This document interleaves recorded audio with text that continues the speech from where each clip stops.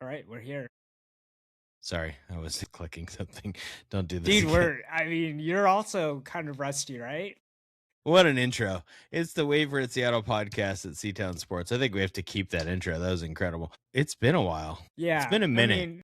it's been a minute, but not much has changed. The Husky men's basketball team, I don't think has won the past 2 weeks, right? Boy, Or yeah. maybe they've won I one. actually I'm what I put sorry. on the agenda for 2 weeks ago still applies actually in a lot of cases. So it's great. It's episode 86, which is pretty cool. Kevin, you I missed some have a things. I have a day job. I have also you have a day job. I was actually surprised that we were able to keep the streak of if we missed a week, we always came back the next week. But man, if someone out there is just really depressed on their Tuesday commute that they didn't get to listen to us, I am sorry. Yeah.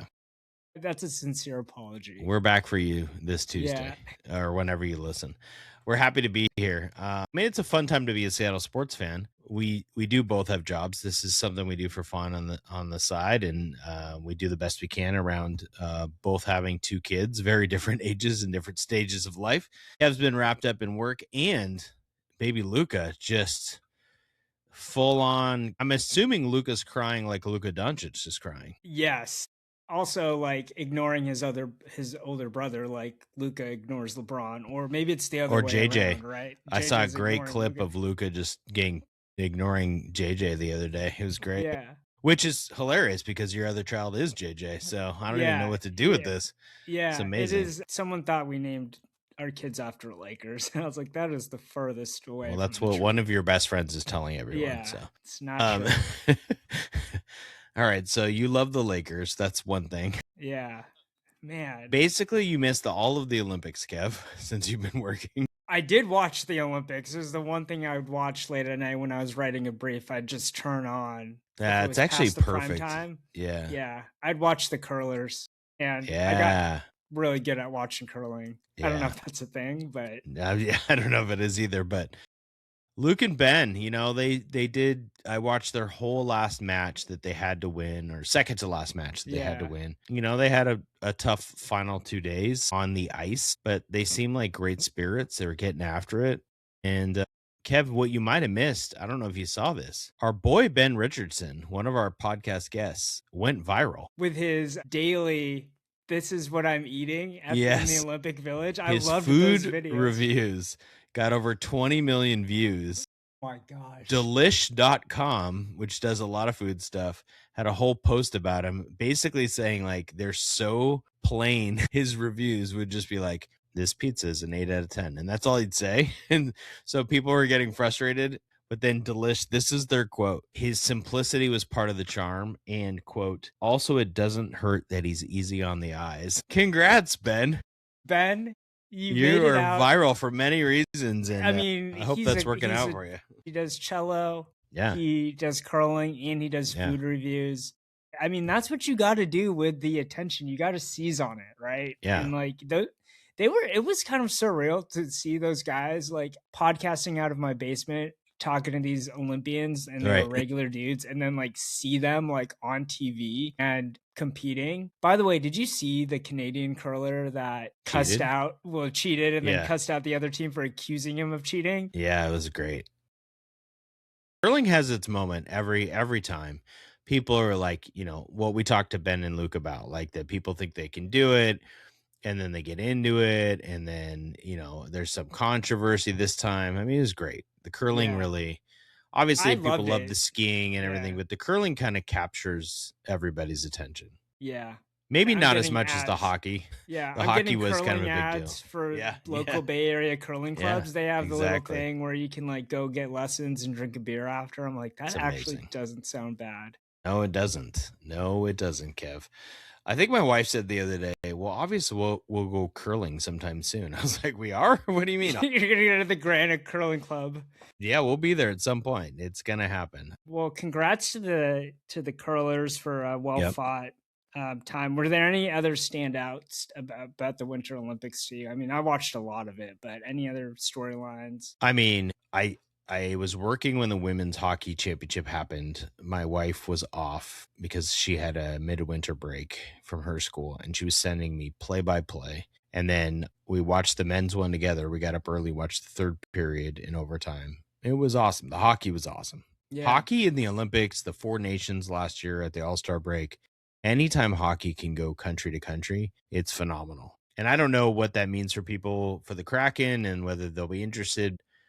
The closest thing we get is playoff hockey. And playoff hockey is really, really cool. We've only had it once, but it was awesome. So yeah. the Kraken are in the mix for that, but they actually don't have that many games left. They're in their like final 20, I think. So it's getting down to it, and they're in a playoff spot. But that's what I would say. My takeaway was the hockey leading into the NHL season again. What about you? I mean, like everyone else, I love the storyline of Alyssa Liu, the figure skater that got gold. I was fascinated by her relationship with her dad and like the backstory about how he might have pushed her too hard, but like he's still there cheering her on. And I think I heard somewhere that he invested over like $1 million in her career. Whoa. And I was like thinking about it. It was like, if my parents invested $1 million in one sport, like could I get as far as Alyssa Liu at the age of 20? I don't think so, but I just want to know what sport it would be. So are you subconsciously blaming Bev right now? Is that what you're doing? I mean, maybe Bev and Jim. I hold a lot of I wouldn't throw Jim on. I'm giving it to Bev if I'm blaming my mom somebody. did. Let's just say the younger sibling gets to do a little more. Gets a little more, flexibility in terms of how far they'll drive, how much they'll spend.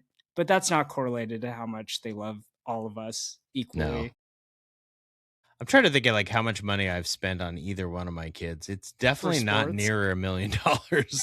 But it's not cheap either, Was there ever a line where you're like, that's just too much? Like that bat that you want to buy is too much. That's so funny you say that. Those shoes are too much. Yeah, so it's funny you say that because the season fees for like club soccer and AAU basketball are on the border. But at least you're getting like 6 months or 9 months out of it, right? So we haven't reached that point where it's crazy amounts.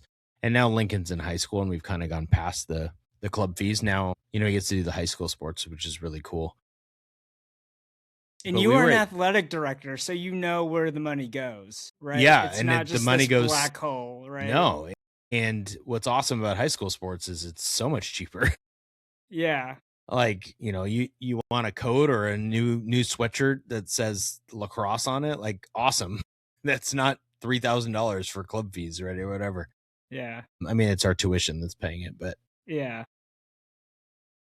I think we went to Dick's Sporting Goods recently because my younger son, Felix, is decided to play lacrosse for the first time. Mm-hmm. So he's adding that to basketball. And lacrosse, we looked this up, like what the most expensive sports are. And a lot of winter sports are in the top 10.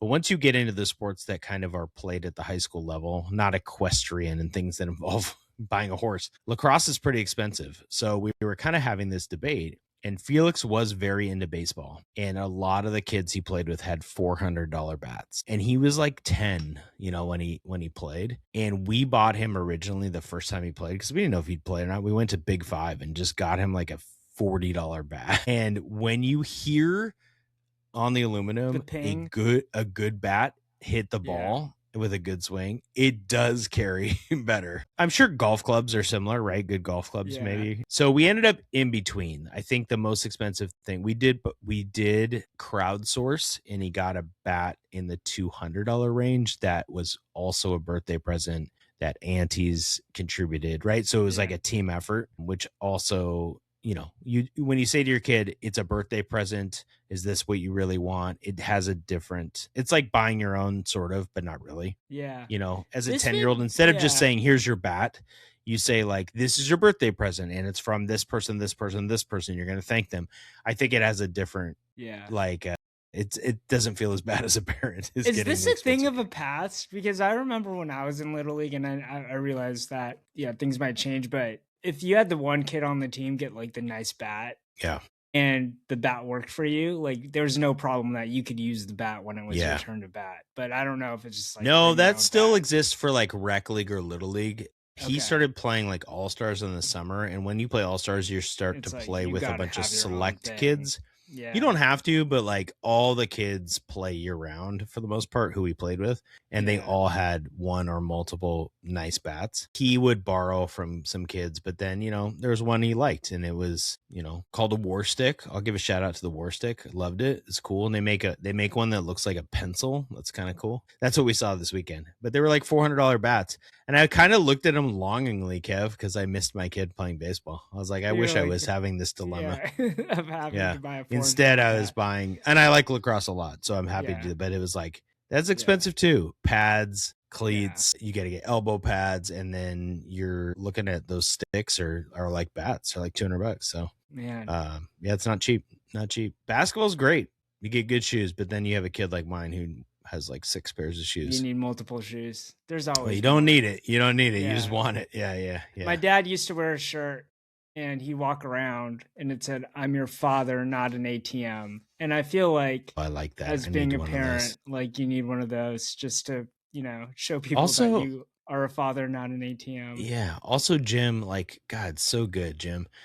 Like, just the cringy shirt, like borderline cringy that you can embarrass your kids with too. Like, I want to wear that on the sideline of a game just to make him so embarrassed that I'm wearing it. I'm kind of in that mode where I'm like getting closer to 50, and I'm like, I need to wear some cringier stuff. I mean, you can wear whatever you want. You've put in your time. I know. Except for when you're a teacher at the school, if it's, for prep sport. Yeah. I'm trying to kind of keep my standards too, Yeah. I'm old. I'm getting old. I don't want to be on the weird old teacher. You still want to look good. Yeah. I want to be in the at least in the realm of the fun teacher who's not weird, so we'll see how long I can make it last. Yeah. Speaking of weird, Kev, the Seahawks won the Super Bowl 3 weeks ago or something. You have a Super Bowl pennant above you, not from this one, right? That's a different one. No, that's this one. Okay, yeah, you got that from the stadium. Right? The Roman numerals throw me off, Kev. I don't know what I'm looking at. I was never good at Roman numerals. I still don't get why we do that. I think it's dumb. Okay, fair. It makes people feel dumb. If the NFL wants just to be made me feel dumb, so they did it. If the NFL wants to be more accessible, stop using Roman numerals. The only place we use Roman numerals are in legal briefs, and no one reads legal briefs. Or in the library of Indiana Jones in the Last Crusade when he was trying to find the way into the beneath the library. Oh, it's a great Don't scene. even get me started on Harrison Ford. I saw his speech last night on the Actors Award. He got the Lifetime Achievement Award. Yeah. And he said, I got this award for being alive for a very long time. I mean, he's right. That's usually what Lifetime Achievement Awards are for. I always think these old actors, how do they remember all their lines? They're so old. But being ageist. Let's move on. I am. All right. Okay. All right. So the Seahawks won the Super Bowl a few weeks ago. And the reality is, time just turns and you're already into decision making and people are freaking out. And so a little status update, since you were taking care of children and or the law, the Seahawks are facing the same dilemma. And we put this off. We said, we're not going to talk about it till later, but here's what we're looking at: unrestricted free agent issues. Okay. So the one that everybody wants to talk about obviously is Ken Walker, right? Super Bowl MVP. Will he be back? Will he not? Along with Zach Charbonnet being hurt, certainly feels like they need a running back, right? So whether that's Walker or not, we can talk about that. I think the next guy on the list for me, maybe not for everybody else, would be Kobe Bryant. I don't know if they'll bring him back at safety. Maybe they don't have to. Ty Okada's going to be back. Was he good enough? Maybe you could say Tariq Woolen is the next guy on the list, right? Or Josh Jobe. Both corners. Feels like they need one of them back. Some people would put Rashid Shaheed next. He's an unrestricted free agent. Made $5 million. I saw something today that said, could he get $15 million a year? I'm like, if that's the case, he's not coming back. And then the last one probably, I mean, there's a couple other guys, but Boye Mafe as a D end, right? So Seahawks are kind of playing, they're doing what they always do, right? They're not really revealing anything. They certainly seem to be using language like Schneider says, we'll have him back if it fits and it makes sense. Which is why John Schneider's really good too. It's why he's good. I'm sorry, Ken Walker, and I've said this from the beginning, don't pay him a lot of money. It almost, good for him to win the Super Bowl MVP and, get paid. whether it's in Seattle or somewhere else. But I'd be perfectly happy with the Seahawks drafting, say, Jonah Coleman, right? Like, I listen to you. Yeah. I mean, he's third round. He's right in the range of and Schneider likes to draft running backs. It's not a crazy notion. It's not a crazy notion. Yeah, and he's a bruiser. Like, that's exactly what Schneider wants. Like, I would not be surprised. Yeah, I saw something that said, well, David Montgomery was a rumor for a while, but he got traded to the Texans today. Yeah. But Tyler Algier from the Falcons, that guy's awesome. Yeah. Like, I would 100% take him at a way lower price than Ken Walker. I don't think you can extend Witherspoon and JSN and maybe do something different with Sam Darnold's contract and those have Ken Walker at $20 million a year. And that's probably like the more important thing is like, how can you keep guys happy like that are already under contract where you don't want these like annoying disputes going into the fall camp, right? Of holdouts or whatever. Because now this is the hard part about like climbing the mountain, right? You're at the top of the mountain and now it's like, okay, people feel really good about themselves, which they should. They won the Super Bowl, right? And they want to feel valued. And so there's going to be, we saw it happen 10 years ago. Like, it's going to be no surprise when some really good player says, I want to get paid more money. It's like, right. And both those guys, it's going to happen. They'll get an option picked up, but you want to probably extend them. I mean, they could wait a year and see kind of cap space they have. And if the cap keeps going up and maybe, this is something we should talk about as well, but maybe it's related to new ownership. Like, does the ownership care? I guess with a cap, it's not as big of a deal. It feels like in baseball, it'd be a bigger deal. Like, would you sign guys to deals if the new owner is going to come in? And we have no idea who the owner is going to be. If you read certain social media accounts are like, watch out, Seahawks might move because of the millionaire tax. And I don't want to get in that conversation today. I don't think they're moving. I don't have any idea who's going to be their owner, as I don't think anyone knows, right? But you should read the article that I wrote on ctownsports.com. Beautiful. About potential owners. Although Bill Gates, who I put on the list, has publicly said that that's not for him. He's into philanthropy. So good for Bill Gates. Yeah. We'll see where that goes. Yeah. It's going to take a year-long process, it looks like. But who would you want as an owner, by the way? If you could just pick one. I mean, honestly, Steve Ballmer. Yeah, he's into it. I have witnessed a lot of Ballmer fun in my life because his kids went to Lakeside and I was coaching at prep and one of his kids played and one of his kids was a manager, I think, or maybe it was the same kid, different years. Saw Ballmer in the crowd. He was the same as you see him at Clipper games as he was at high school games. He was a maniac, and I say that with an absolute compliment. He loves sports. But what I would really focus on is look at what he's done with the Clippers. He's tried to make a name for them. He built a new stadium. Doesn't even live there. He doesn't even live. He built a stadium. He made it a cool fan experience in that arena. Yeah. He's invested in the team. I think that's the kind of owner you want. You either want an owner who's just like, hey, I'm just doing it for an investment and I'm totally hands off. Go to work, John Schneider. Fine. Yeah. That works. Or you want an owner who's like invested but is willing to let, isn't like Jerry Mark Jones. Cuban. Mark Cuban, Yeah, Mark Cuban is good. Like he let his the people do their work, and he liked to know what was going on, but not Jerry Jones, who's acting as general manager. Yeah. Mark Cuban would never let the Anthony Davis trade happen. Man, what a bad trade. Well, yeah, that was tough. Although they ended up with Cooper Flag, so maybe it worked out. Maybe. Yeah, so the Seahawks have some things happening. They also, since we talked, Kev, they have a new offensive coordinator. Yeah, I've had some time to let that process or let it marinate, and I'm more nervous because we saw how drastic a change Ryan Grubb to Clint Kubiak was, and it's not exactly like the 49ers scored a lot of points like on the Seahawks. They scored 6 points in that playoff game, and it kind of makes me question. That's definitely a small sample size, right? Right? Doesn't that make you a little nervous? Like the guy that called plays is just not here. That got this team to the Super Bowl. That unlocked. Well, maybe didn't unlock. That part makes me nervous. Huge role. I think hiring Flurry does not make me nervous. I like it more. Actually, I like it more than hiring somebody from within. Yeah. Because George Kittle was so pissed he left. And then he sort of, the Shanahan tree, like, I don't care what they do against the Seahawks. The Shanahan offense is really tough. Yeah. And what he could do And then honestly, Mike McDonald's leadership, and he knows exactly what he wants. Yeah. I feel like, I mean, here, I'll get on here and say this because I was clipped one time saying Sam Darnold's not going to win the Super Bowl. I really have a hard time believing the Seahawks will win the Super Bowl again. Not because they couldn't. Yeah. It's so hard to repeat because of injuries and random luck. And, you think about the way, I mean, all the Rams fans are talking about that 2-point conversion, then they don't have home field and this, and this. There was no luck in the Super Bowl. There was no luck in the Niners game. The Seahawks dominated, right? Yeah. The Rams games can go either way, and maybe they don't go that way next year, and maybe Darnold has a key pick, or maybe they don't find a replacement for Ken Walker or whatever, So the chances of repeating are really, really hard. That's why you have to have a Brady or a Mahomes to do it. Yeah. With all that said, I don't think it's going to be because Flurry is hired. I do think there's a difference between worrying about Flurry and worrying about losing the guy who won the Super Bowl for you and unlocking Sam Darnold in the offense. I think you're right.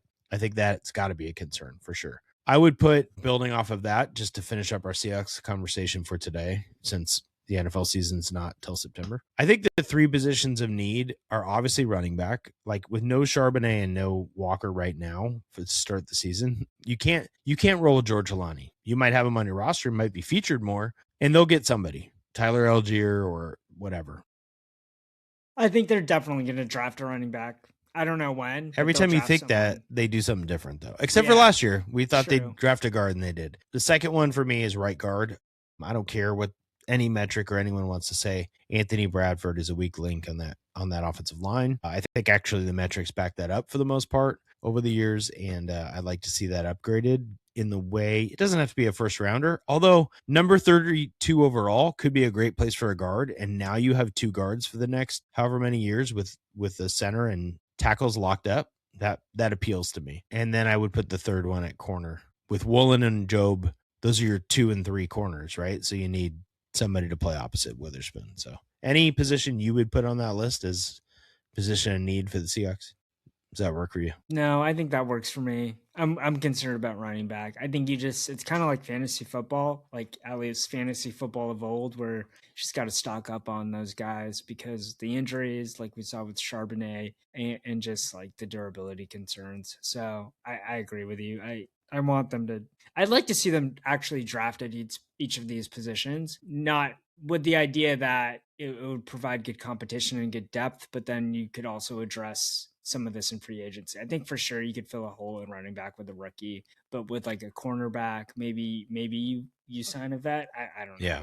I think you need a vet just more like there. Yeah. Yeah. I like the idea of just getting young guys in and giving them a shot. But well here's the good news, Kev. In about a week and a half, you get to do a draft with me for fantasy baseball. So. Man, I barely got the minor league draft. Yeah, and that was on email. That was a slow draft on email, but you got there. One of the guys I drafted in our minor league draft, number 2 overall. Now, just so people have context, much of the minor leaguers are already owned in this dynasty league that Kevin and I are in. Complete nerd league. It's great.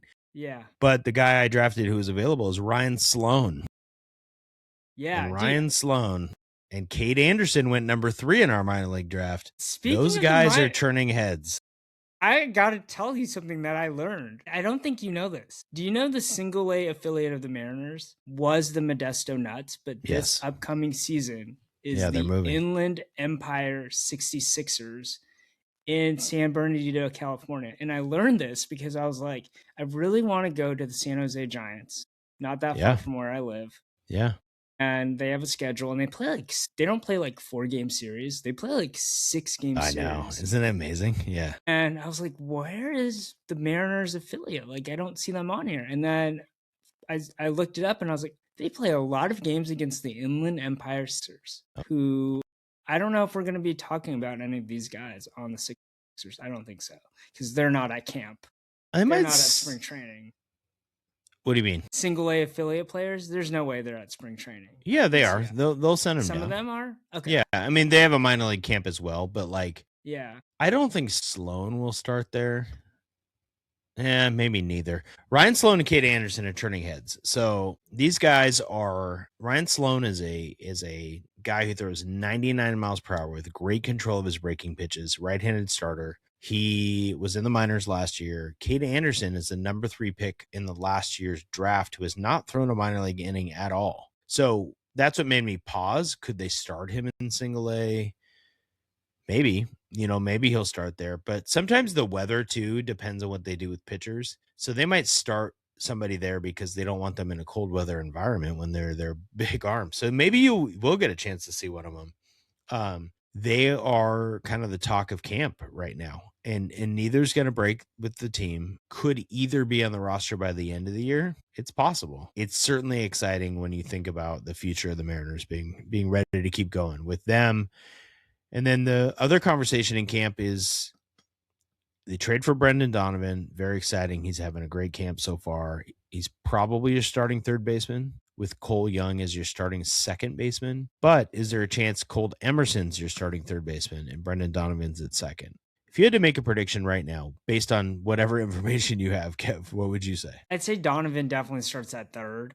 I think Dipoto has made that clear. And I think Cole Young starts at second just because he has that experience. But I think it's one of those things where Emerson will naturally get a lot of playing time because the way just the season goes in terms of injuries and whatnot, and the fact that they have Donovan who's versatile. So it doesn't have to be that Donovan gets injured.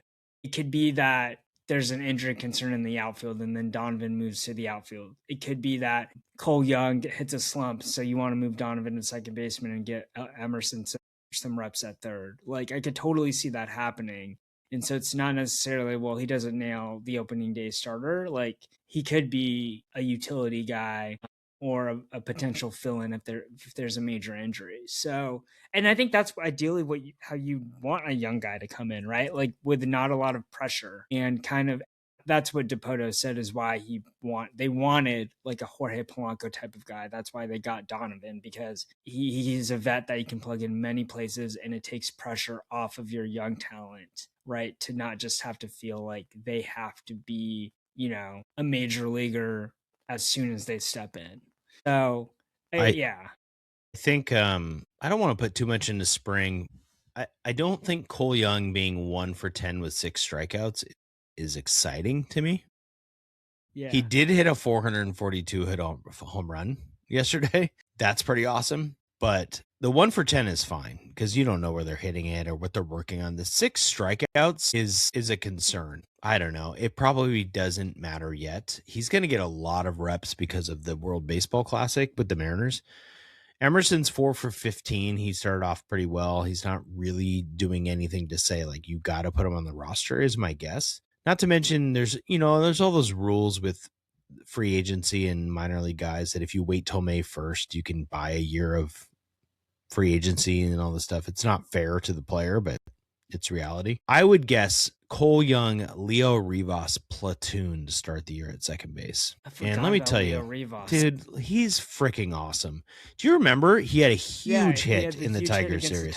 Yeah. And he's just scrappy. He doesn't strike out that much. I love him. So I don't mind that to start the year. I don't get too excited about a Cole Young, Leo Rivas platoon with JP at the bottom of the lineup. It doesn't give me like goosebumps. Cole Emerson, when he comes up, I will that'll be appointment viewing for me whenever that is. So I think the way they describe him, the way Julio and Cal have described Cole Emerson, everyone should be excited. So, are you going to watch any of the World Baseball Classic? Hell yeah. I'm seeing a lot of press with Cal Raleigh making his rounds. Okay. The World Baseball Classic? Yeah. Yep. Yeah. Countries play each other. Julio's going to be in it. I think it's fun. It's true. I don't know what channel it's pretty awesome. It's on ESPN. Well, that's a great point. I don't know what channel it's on either. It's probably not. It's probably on like TNT. I don't know why I think that, but it is. They just announced the USA rotation for the first few games. Oh boy, this is going to be.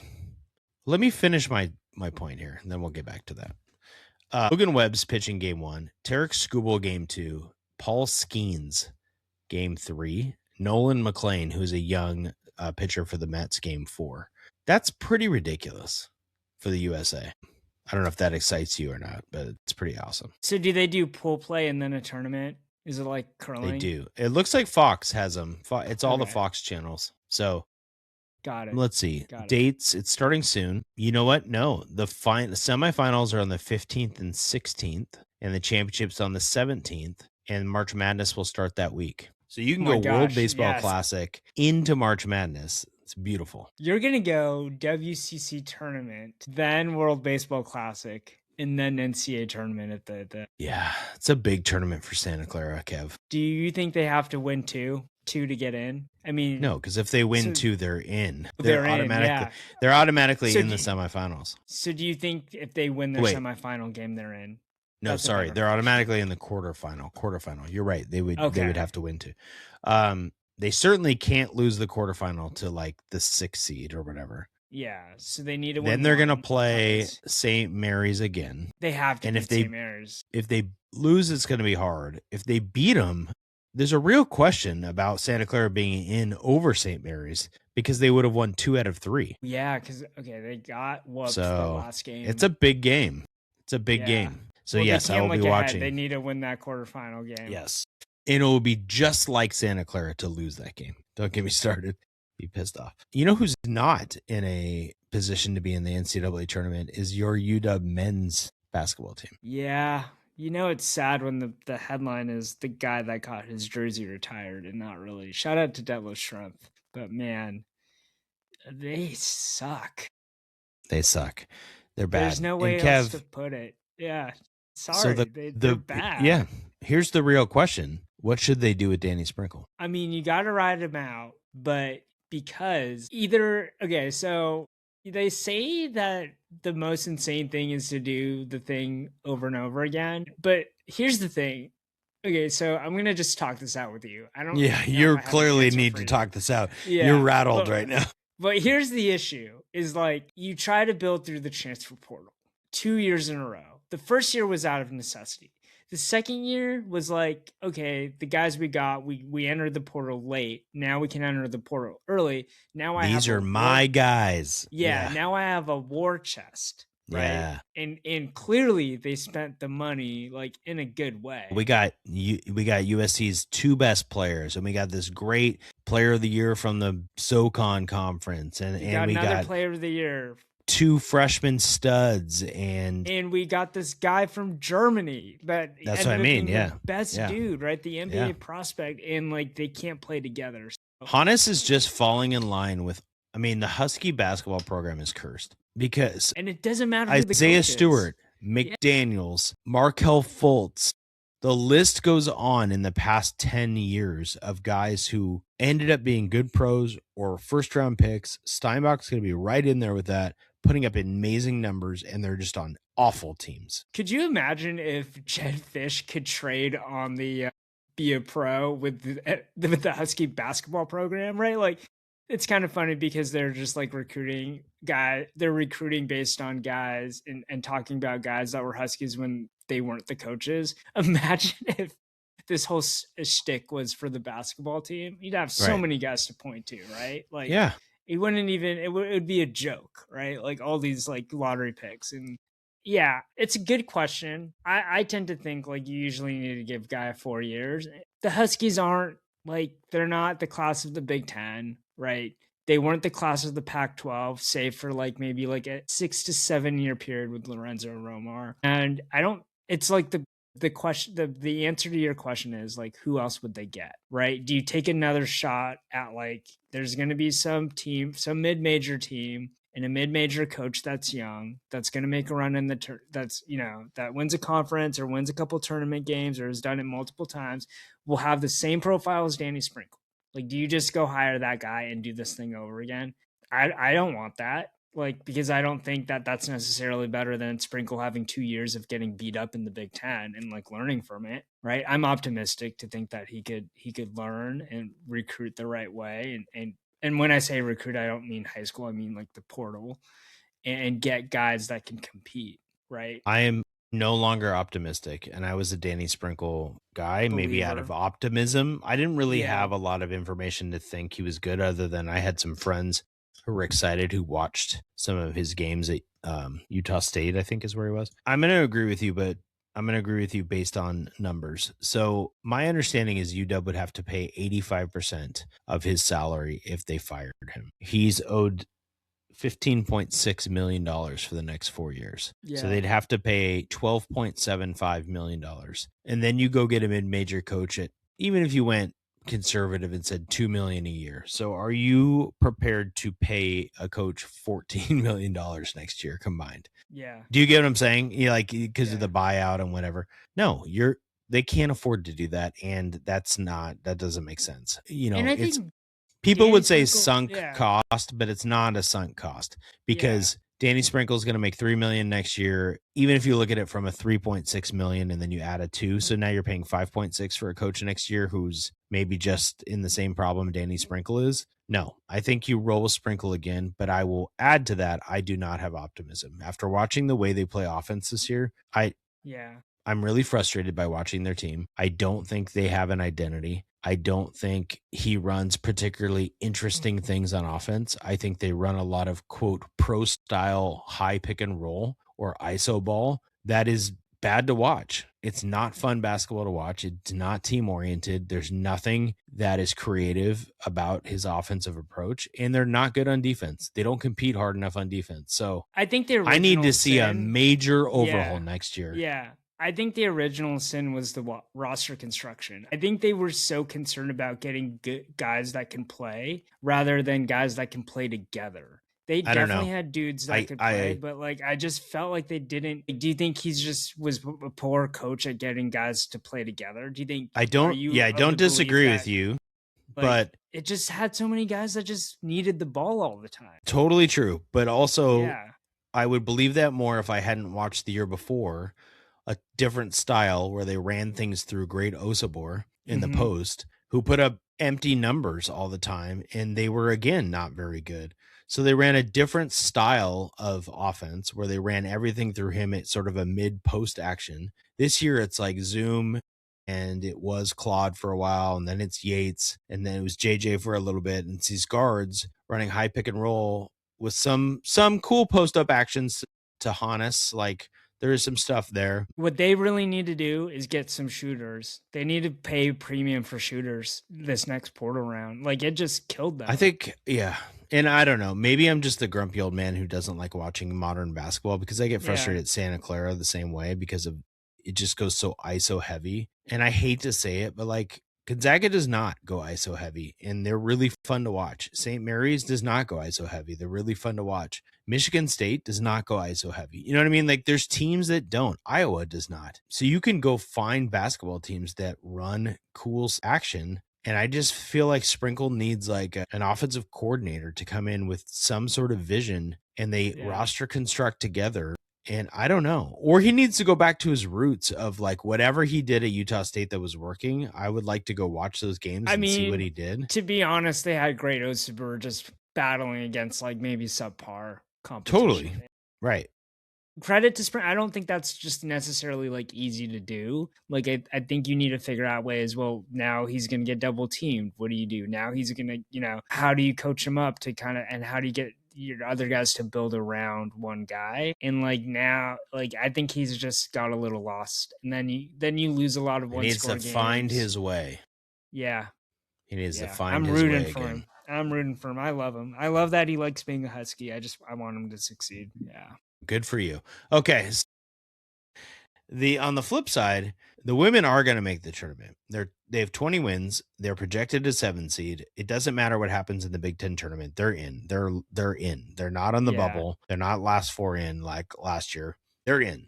They could be an 8 or a 9 seed. That's possible. But I think actually now, if they're kind of projected in the 7, I know ESPN has them as a 7. I'm going to actually look at another site and see what they have them projected, because they're playing USC in the first round on Thursday at 9 a.m.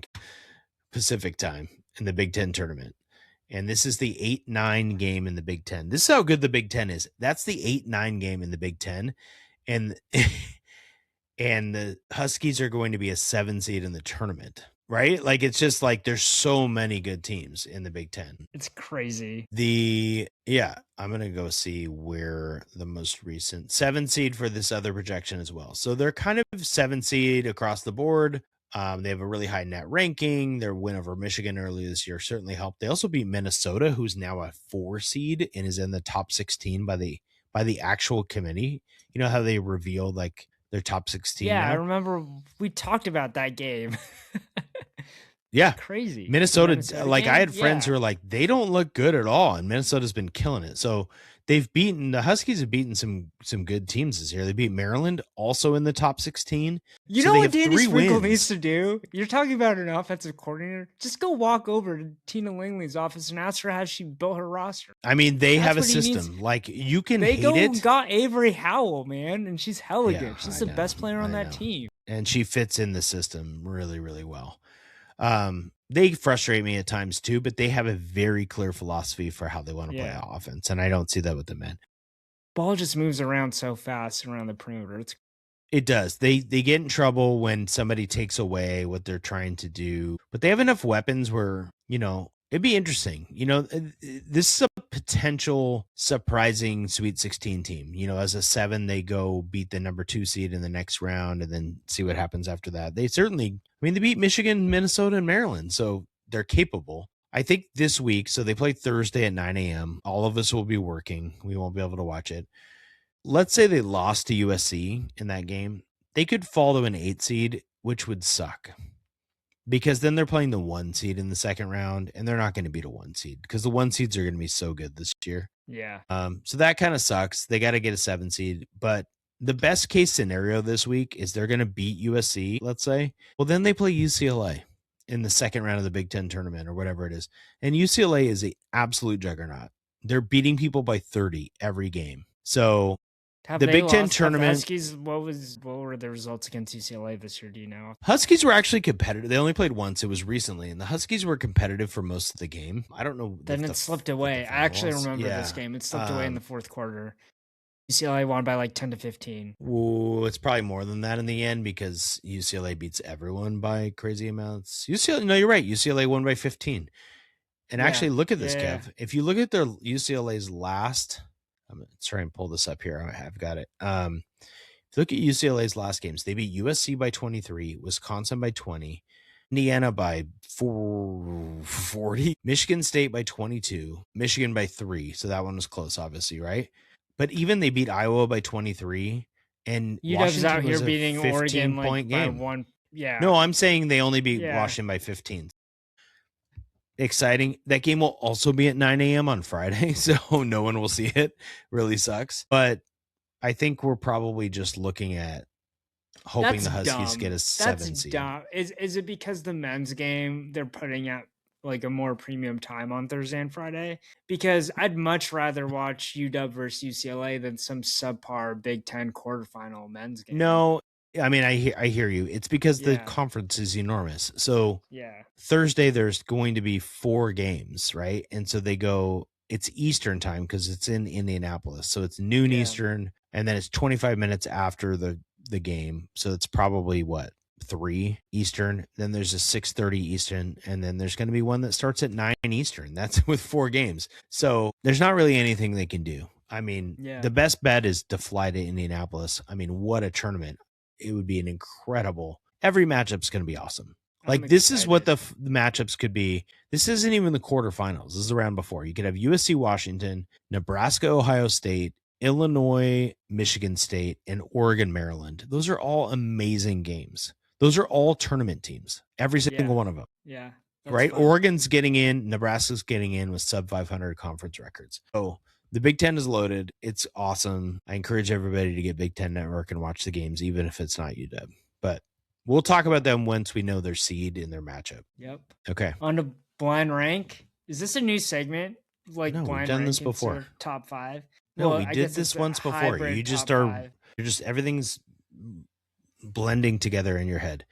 So it's a blind rank top 5. I'm going to give you 7. We did this once before. You'll remember. I'm going to give you 7 Mariners third basemen in the history of the franchise. I can't wait. And you can exclude them, or you can rank them 1 through 5, wherever you want to put them. This is exciting. Now, the reason I did third baseman, we talked about Jeff Cirillo right now. All right, go ahead. No, will you let me give some context? My God, are we just going to get back on the podcast and you're going to interrupt me for an hour? I miss it. I don't. Okay. There's 7 names. I'm going to give you the names. The reason we're doing it is because Colt Emerson was part of our topic earlier. Is he going to be the third baseman? Is it Brendan Donovan? Who's going to be the third baseman? Obviously, we had Big Gino last year. That was exciting to have him back after a failed experiment before that. So I'm going to give you some names here. Ready? I'm ready. Here's the first one. Are you excluding or are you ranking 1, 2, 3, 4, or 5?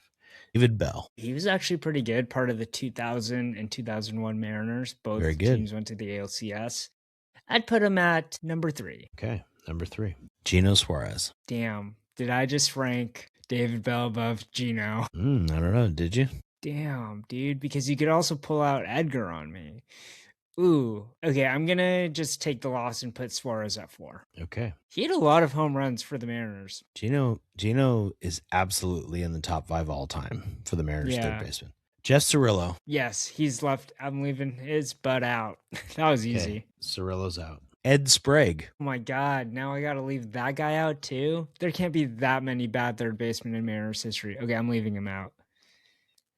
No, don't do it. Jim Presley. Okay, Jim Presley is number 2. Did he make our top 100? I don't think he did. Nah, we need to update that thing. Consider. Yeah, go ahead. Sure. Yeah. Kyle Seager. Now the question is, there's one more after this. Is it going to be Edgar? But Edgar's not the best third baseman of all time. He's the best DH of all time. So I'm comfortable with putting Kyle Seager at number 1. Okay. The last name is Luis Urias. Yeah. Okay. Number 5. That was good. All right. I survived. All right. He should not be 5. Jeff Cirillo should probably be 5. But we're talking about some pretty average third base in the Mariners history. I brought up Luis Urias and I kept Edgar off just for fun. But Luis Urias, Kev, was on a lot of people's wish list this offseason before Brendan Donovan when they didn't think that trade was going to go through. And I'm triggered by my 2 months of Luis Urias and whatever year that was he played for the Mariners. Do you remember this? Yes. Remember they signed him and it was like, no problem. He replaced, I got to remember who he came in for. Seager, right? Seager. And I remember convincing myself that he might be fine for the Mariners. He hit 191 for the Mariners in 2024. God, it was that recently. And then so last year for the A's, he had 8 homers and he hit 230 and somehow people wanted him on this roster. Like for what reason? What are we doing? We got to stop with this. Yeah. No to Luis Urias. There's a reason he's still a free agent, I think. Yeah. Speaking of guys that just didn't live up to their potential. Are you talking about me? God dang, Kev. Well, if you had a $400 bat, you'd probably be a lot better. I was a bad hitter. Okay, so I'm going to switch this up for you. It's going to be the inverse. So you have to tell me 1 through 5, the worst out of all these guys. And I'm going to give you... What's worst? 1 is worst? 1 is the worst. Okay. So I was like, I need to come up with names. I'm going to go in the group chat. And I said, give me the failed Mariners prospects that just didn't turn out the way you wanted them to turn out. And boy, people were sending me lists of 10 names. This is great. Like it was just, I could have a longer list, but I literally took this first 7 names I got, just put them on a list. So this is great. So this is Colt Emerson inspired, but hopefully not. Yeah. So he's the inspiration for both of our lists. So today. remember, the 1 through 5, 1 is the worst. And so if you leave 2 out, that means that they're better than the 5 that you left in. Right. Number 1, the first person, Danny Holtzen. I have a pretty good memory of all the failed prospects in Mariners history. Danny Holtzen's number 2. He's the second worst ever to me. Yeah. He was a high draft pick. He was part of he's number 3 overall, I want to say. Yeah. Something along those lines. The James Paxton, and who was the other pitcher they had? It was Paxton, Taijuan Walker, and Danny Holtzen were going to be the big 3. Yeah. Yeah. Didn't work out. Yeah. Okay. So I might have been too aggressive there with Holtzen, but I'll give him 2. 2? Okay. Yeah. Jeff Clement. Number 1. That was quick. He's number 1. I don't care. If you look at the prospect pedigree and where he was and what he's supposed to be, Cal Raleigh, he was number 3 overall. Yeah. I know that. I'm looking up Danny Holtzen when he was drafted. Don't worry. This doesn't change. I think he was number 2. He was, I think you're right. He was second. So in some ways I could have put Holtzen, but Holtzen, I don't know. He was injury and stuff. Clement just was bad. So Clement's my number one. Yeah. This is easy. Number 3, Brandon Morrow. Morrow at least became a serviceable reliever, so I'm leaving him out. Okay. Yeah, I forgot that he was going to be a good starter, and then he didn't really. Yeah. Then they like converted him. It was interesting. He was fine for like a minute. Yeah. Maybe a game. Dustin Ackley. He's left out. Dustin Ackley's better than people think. Really? You just said that about a career 200 hitter? No. How about the career WAR for the Mariners? You want to know where Dustin Ackley is if you go career WAR? Oh my gosh, you're making the argument. You'd make a good lawyer. He's the same as Tino Martinez, and he's above Dave Henderson for career WAR. He's above amazing. Zunino, Joey Cora, Mike Blowers, Gino Suarez, Mark McLemore, Kenji Jojima, Richie Sexson, Randy Arozarena, Jorge Polanco. The list goes on. That's the thing. He's disappointing because he was supposed to be what we hope Colt Emerson will be, and he wasn't there. He was, trust me, he wasn't good. I get it. But he's not as bad as people remember, as I just told you through WAR. I know WAR is not the only thing. Yeah. But those are a lot of good players I just listed that Dustin Ackley was above. So Ackley are not amongst the Okay, so I have to rank 3 players in a row in order, and you're laughing already, which is trouble. Kyle Lewis. 5. Kyle Lewis was a rookie of the year. Yeah. Yeah. He should be left out. To his potential. Yeah. Definitely didn't live up to his Kyle Lewis, potential. what a weird. Like, he was like, okay, here we go. Rookie of the year. I know it was the COVID year. Yeah. What a weird year for the Mariners. I know I'm on a tangent here. Yeah. Kyle Lewis wins rookie of the year. Evan White wins a gold glove. Yeah. Like, they sucked in that 2020 year, but they had all this like weird hope, but then it turned out like immediately they were bad. Yeah. Anyway. Jesus Montero. Ooh, baby. 3. We'll put him at 3. So you're at 3. Rest in peace, by the way. He died. Yeah. It's sad. Yeah. Really sad. Why are you laughing? I don't know why I'm laughing. You're uncomfortable. I shouldn't have put him on the list. Now I feel bad. You should feel bad. Jesus Montero. Can we look up his WAR? It's got to be pretty low. He's not even on the list. Yeah, you can't really talk. I kind of want to. Can we take Montero out of this? I feel bad. I feel bad. Just because he died doesn't mean you have to feel bad. He still was a failed prospect. Okay, Jared died in like a motorcycle accident. Don't worry. I'm horrible. Okay. I'm a bad person. Yeah, you're a bad person because of this. Last one. Jared Kelenic. Yeah, this is great. I feel good about this. He's 4. Okay. I feel actually great about my list. I think it's really accurate. Jeff Clement's easily number 1 for me. Clement at 1, Holton 2. You said Montero at 3? Yeah, Montero 3, Kelenic 4. Kyle Lewis 5. Kyle Lewis 5. With Ackley left out and Morrow left out. You know, you could probably switch actually Kelenic and Morrow in some ways. Can I just give you like Kelenic could be number 1 for some people, to be honest. Like, they traded Edwin Diaz for him. Edwin Diaz is really good. Yeah. Like, they didn't trade anybody well, that's not true. They traded Michael Pineda for Jesus Montero, and Michael Pineda was better for the Yankees than Montero ever was for the Mariners. Yeah. So it's amazing how prospects can get hyped. List. And then all I can remember of Pineda is that I think he used pine tar or some substance. He did, all up in his neck, like so much on his neck. It was so obvious. Kev, I can keep going back. You know, this is the thing about being old. Can I give you a couple more? Please do. Quick? And then I'm going to add your list. Just tell me if they crack the top 5, the worst 5. Justin Smoke? No, Smoke was good. Nick Franklin? Funny enough, Nick Franklin's WAR is way higher than you think it is. No, he doesn't crack the top 5. Okay. Because he wasn't a big enough prospect. Yeah. Smoke was frustrating, but he wasn't bad. This is going to sound so dumb. He wasn't bad, but he just wasn't good. Like, he's like a lot of Mariners. Yeah, he's kind of like Ty France. Yeah, he's like a lot of Mariners players, right? Like a lot of Mariners first basemen. Let me see if I can find Smoke's WAR all time. You can keep. Yeah, I mean, other names: Taijuan Walker, Abraham Toro. Toro was not a prospect. Get out of here. Justice Sheffield. Which one of your friends put Toro on the list? You know what? The same. Tell friend me who it was. A lot of good names. No way. I'm not outing him. You're not going to sell him out. No way. Toro's a ridiculous inclusion on that list. Abraham Toro was never a prospect for the Mariners. Was he never? No. That friend needs to get out of here. That friend, no.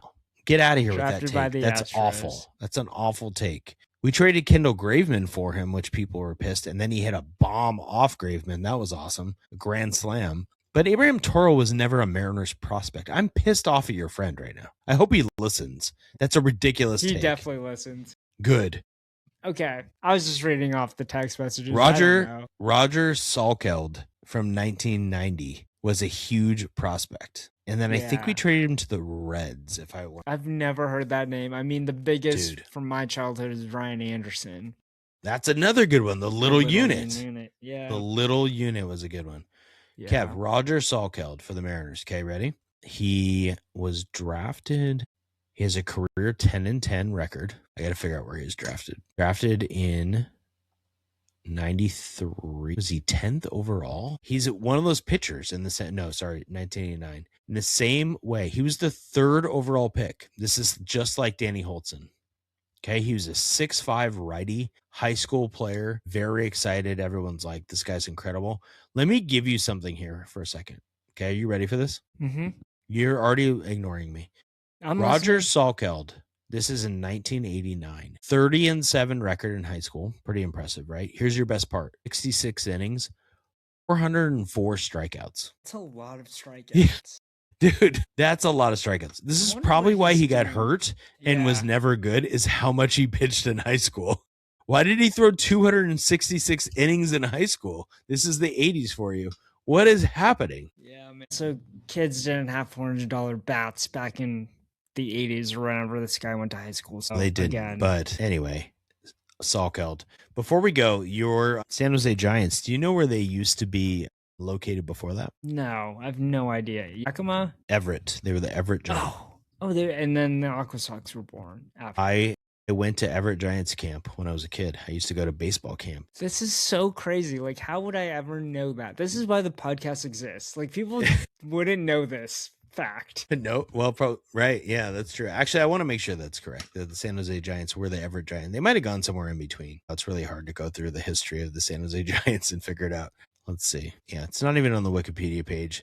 That means that I must be the only one that really knows. Man, yeah. Man, it's great to be back. Will I be back next week? I just don't want our podcast to just go to the graveyard like so many of my friends' podcasts where they just ran out of steam. I don't think we'll ever run out of steam. I mean, it's possible, but we're going to keep going as long as we can, even if we have to take a couple weeks off, even if whatever happens. Yeah. It's a pretty fun time of year as we get closer to the Mariners. I got my rookie flex package. I haven't even talked about that. I bought in. I got tickets to 3 games. I still got credit to others. The Sounders have started. We didn't even talk about them. The Rain are coming. Yeah. Also, we need to the World Cup's coming. Like, we've already got a Seahawks Super Bowl, right? Yeah. Like, we got to make it till the Sonics come back at the very minimum. I want to be on this podcast. The goal for this podcast is for us to make it through multiple championships for all our teams, right? I thought the goal was for you to turn it into a revenue stream for us. No, I thought you were going to do that. I thought we were going to have merch. I thought we were going to have ad sales. Yeah, man. Yeah. It's not happened so far. We're just doing this for free for the people. Yeah. For the all right. people. So if you're listening, rate us. Yeah. We do have great ratings on Spotify still. 5 stars. Which is great. Yeah. 5 stars all around. Leave us a review. Yeah. Say whose voice you like more. And we will see you next week. Go USA. We're just World Baseball Classic. Go Team USA. Yeah. I don't know. I might root for the Dominican and Julio. Wait, is he playing for the Dominican? Do I have that right? Or is he he plays for the DR. Yeah. I'm rooting for them. You're good. Yeah. Or Canada with Josh Naylor. That's my guy. But yeah, that's actually, although I'm not going to forgive that Canadian curler, so that might be hard. That's fair. All right. See everyone next week. See ya. Bye.